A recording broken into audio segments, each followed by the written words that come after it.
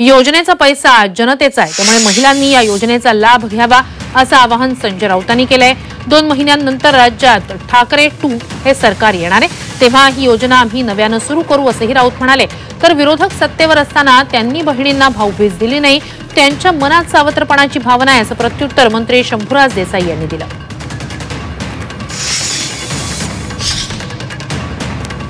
अशी हप्तेबाजी किती झाली तरी सरकारी पैशात या योजनेचा लाभ लाभार्थीने घ्यायला पाहिजे। महाराष्ट्रातल्या हे काय कोणाच्या खिशातले पैसे नाही, पण मला पूर्ण खात्री आहे मतांसाठी निर्माण केलेली योजना 2 महिन्यांनी यांचं सरकार जातात बंद होईल आणि नव्या स्वरूपात ही योजना आमचं सरकार महाविकास आघाडीचं ठाकरे 2 ही नव्या स्वरूपात त्याचं पुनर्जीवन केलं जाईल।